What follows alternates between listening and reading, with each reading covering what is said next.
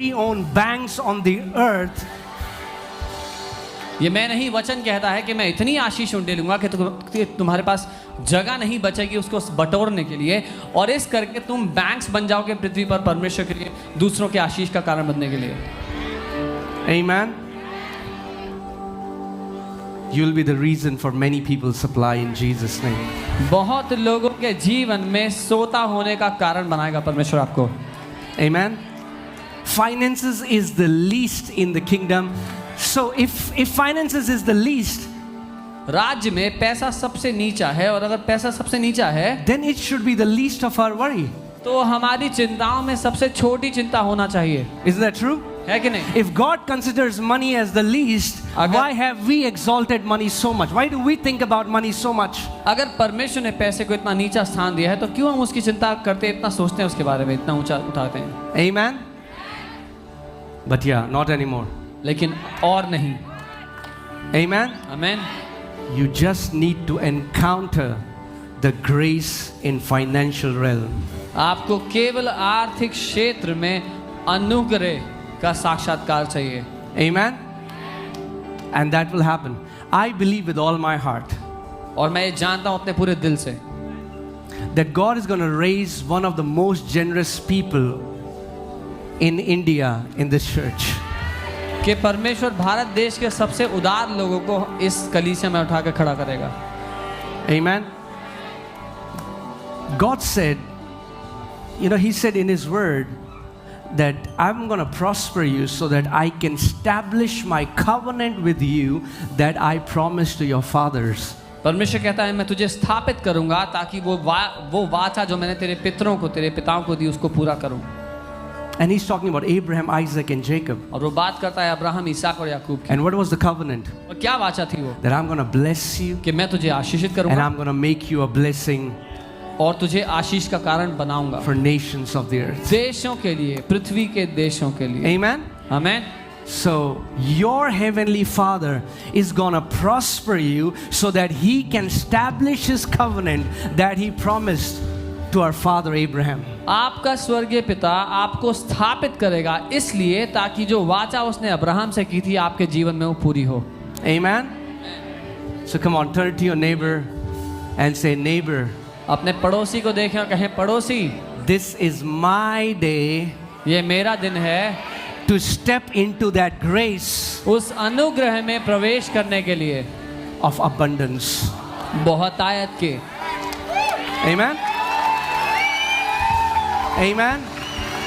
Come on, come on, come on, come on, come on.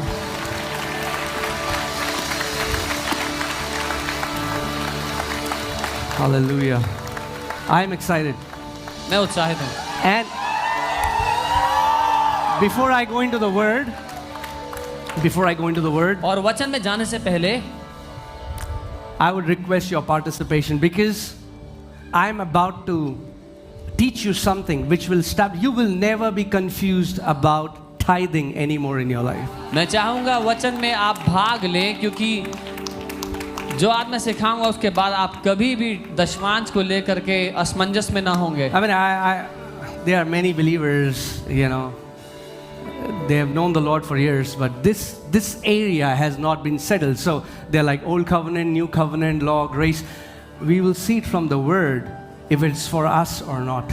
बहुत सारे विश्वासी इस बात को लेकर परेशान हैं कि दशमांश नया नियम है, पुराना नियम है, लेकिन हम वचन से देखेंगे कि हमारे लिए है या नहीं है।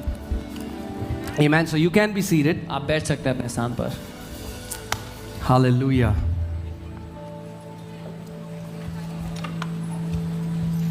The Lord is about to raise a financial army in this church. परमेश्वर इस कलीसिया में एक आर्थिक सेना उठाकर खड़ी कर रहा है। And I think Deepak Bhaiya, God gave him a prophetic word about this. और दीपक भाई को प्रभु ने एक भविष्यवाणी का वचन दिया था इसके लिए। So the message that I want to share today is tithing, the mystery of tithing under grace.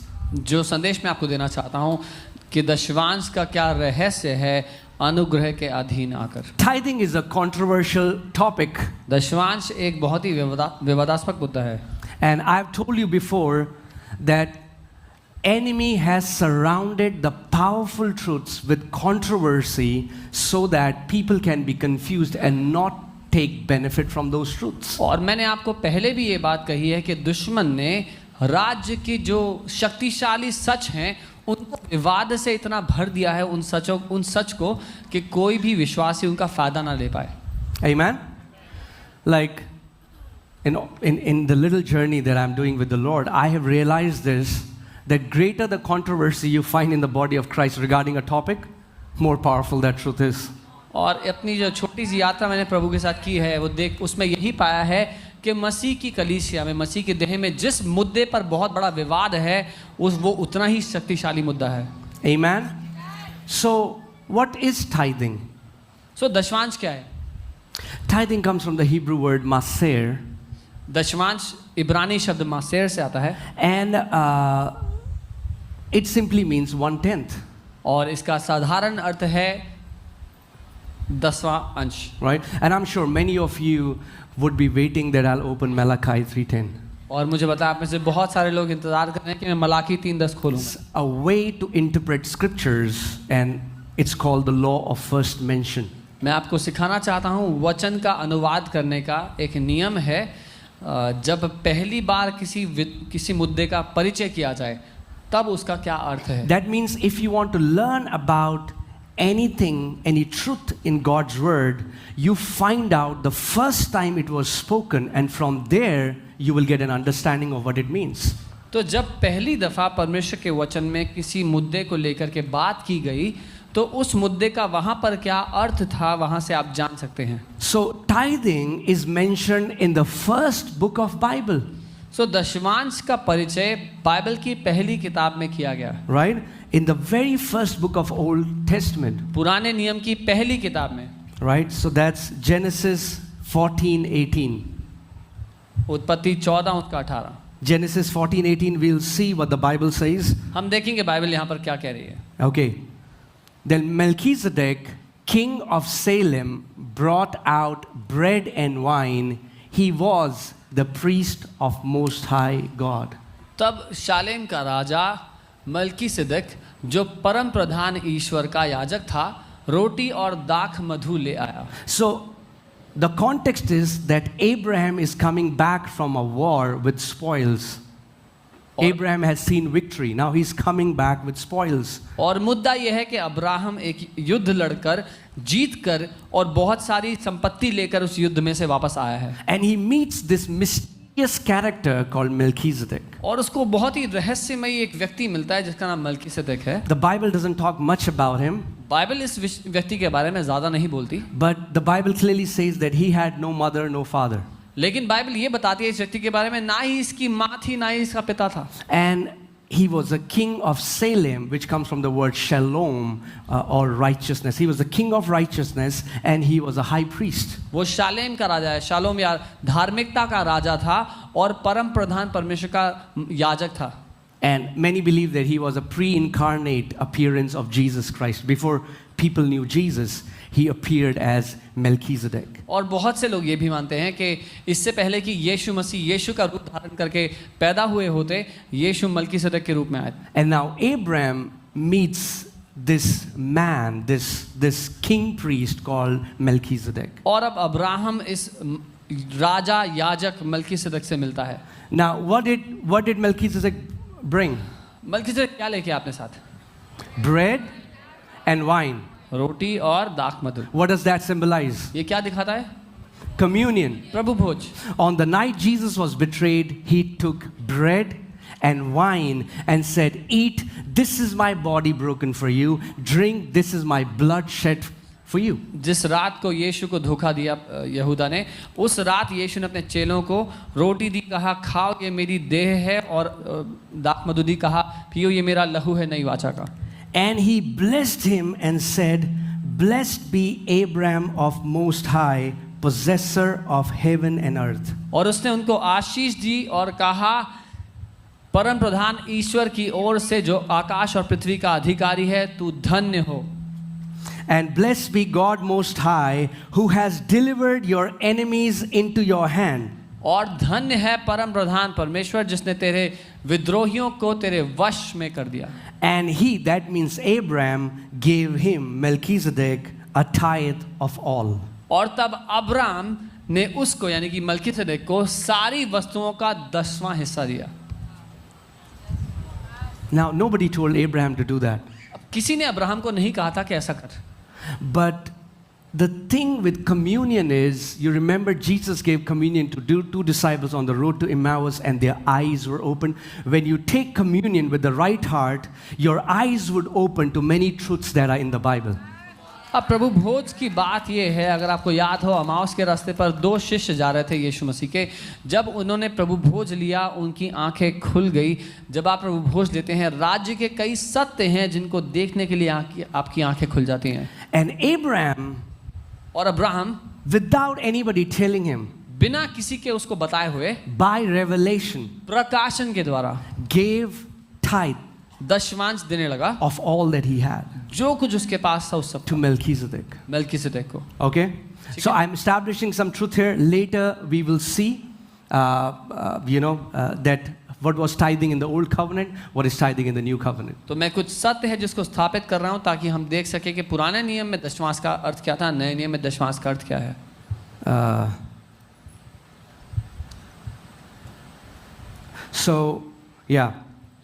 So you know that law was given 450 years after this. व्यवस्था इसके 450 साल के बाद दी गई। So people who say that tithing was in the law, they should go a little back, just in the first book of Bible, and read this. So जो लोग कहते हैं कि दशमांश तो पुराने नियम में था, उनको कहीं थोड़ा सा पीछे जाएं, बस पहली किताब में चले जाएं बाइबल की, वहां पर मिलेगा। Right? There is tithing under Abrahamic covenant. Abraham के साथ जो परमेश्वर की वाचा थी, वहां पर हम दशमांश को देखते हैं। And because nobody told Abraham, but he got revelation, the motivation for him to give was faith. और क्योंकि अब्राहम से किसी ने ये बात नहीं कही, उसने प्रकाशन से जान लिया और दशमांश दिया, तो एक ही प्रोत्साहन था उसके देने के पीछे, वो था विश्वास। Amen? So, let's see what is the mystery of Melchizedek. तो मलकीसेदेक का क्या रहस्य है वो देखते हैं। Hebrews 7:11. इब्रानी 7 उसके 11। All right? Are you alive? आप जीवित हैं? Are we learning anything? कुछ सीख रहे हैं? Right? Okay. You have to give me some time because I will go through a lot of scriptures. आपको थोड़ा समय देना पड़ेगा मुझे, क्योंकि बहुत सारी आयतें हैं जो मैं बताना चाहता हूँ। And I want to teach you how tithing is the first step to enter into godly prosperity. और मैं आपको ये सिखाना चाहता हूँ कैसे दशमांश पहला कदम है परमेश्वर की ओर से जो समृद्धि आती है उसमें कदम रखने के लिए। And how so many believers are doing it in a wrong way. और कैसे बहुत से विश्वासी इसको गलत रीति How से many कर रहे हैं। preachers are preaching it intimidating by fear and trying to receive it as a hush money. It's equally wrong. कितने सारे प्रचारक इसको जब सिखाते हैं तो डर के द्वारा प्रोत्साहित करके परमेश्वर हफ्ता ले रहा है वैसे सिखाते हैं। No, the Bible doesn't say Abraham was so afraid of Melchizedek that he gave a tithe.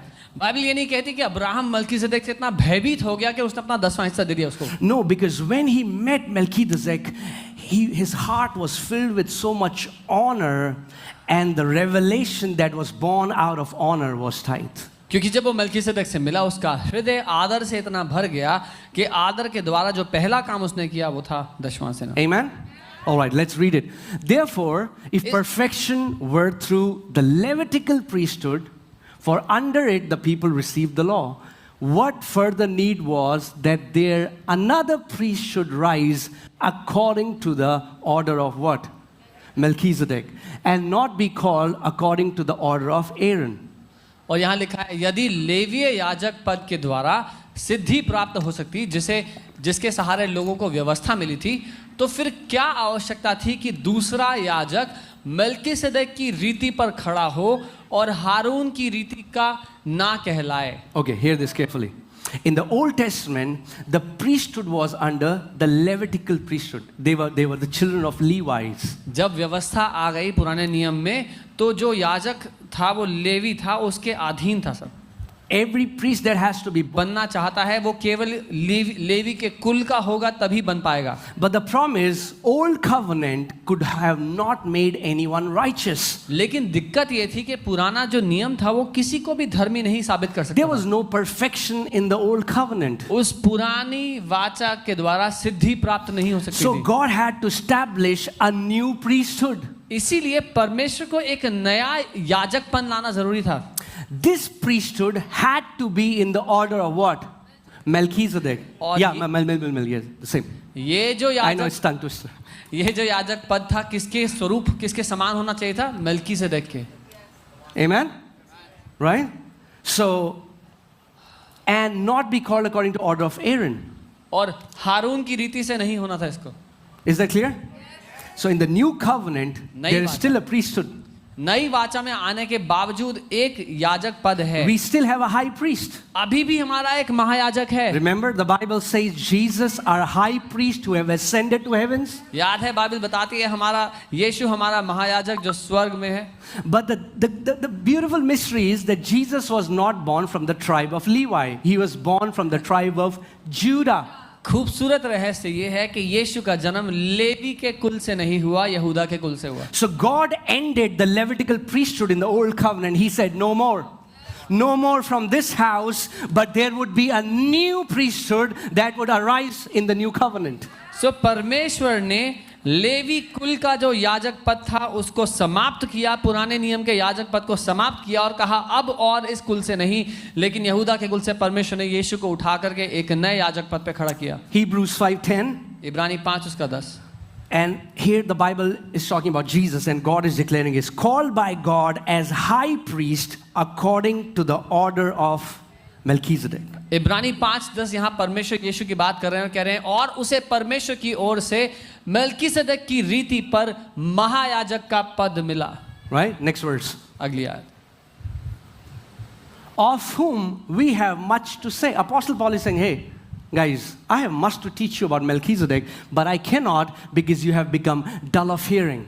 और यहाँ पर अपोस्टल पॉल कह रहे हैं इसके विषय में हमें बहुत सी बातें कहनी हैं जिनका समझना भी कठिन है, इसलिए कि तुम ऊंचा सुनने लगे हो. Okay? So this is not my message to enforce you to tithe. ये मेरा संदेश नहीं कि मैं आप पर जबरदस्ती डालूं कि आप दशमांश दें. Okay? Please. Anybody who doesn't want to, don't do it. जो कोई नहीं करना चाहता मत करो. As your pastor, आपका पास्टर होने I के नाते give you permission to not tithe and stay poor. आपका पास्टर होने के नाते मैं आपको पूरी इजाजत देता हूं मत दशमांश दो, गरीब रहो. Yeah? Not tithing is not sin. दशमांश ना देना पाप नहीं है. You're not tithing doesn't give you right standing with God. दशमांश देने के द्वारा आप परमेश्वर के सामने सही स्थान पर खड़े होने की हिम्मत नहीं पाते. People who don't tithe are not sinners, they are just stupid. जो लोग But as दशमांश Andrew Omic uncle says, God loves you, stupid. जो लोग दशमांश नहीं देते वो पापी नहीं है, बेवकूफ़ हैं. लेकिन बाइबल के परमेश्वर के जन एंड्रू में कहते हैं लेकिन बेवकूफ़ परमेश्वर तुमसे प्यार करते हैं. Amen? All right. So, yeah. Okay, next scripture. Hebrews 7:17. इब्रानी 7:17. For he testifies you are a priest, what? Say forever. Say forever.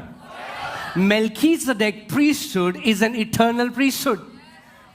क्योंकि उसके विषय में यह गवाही दी गई तू मल्कीसदक की रीति पर युगानुयुग याजक है. ये जो याजक पद है सर्वदा का है. Levitical priesthood was for a moment. Levi याजक पद थोड़े समय का था, It was not eternal. अनंत का नहीं था. Law was added. व्यवस्था को जोड़ा गया था. Was not in God's plan. व्यवस्था परमेश्वर की योजना नहीं It थी, was added. उसको जोड़ा गया था. In the same way, Levitical priesthood was a temporary priesthood. इसीलिए जो लेवी पद था याजक पद वो थोड़े समय का था. But Melchizedek priesthood is an eternal priesthood. लेकिन मल्कीसदक का जो याजक पद है वो अनंत का है. And in this priesthood, और इस याजक पद में Jesus Christ is the high priest. इस याजक पद में यीशु मसीह हमारा महायाजक है. Amen?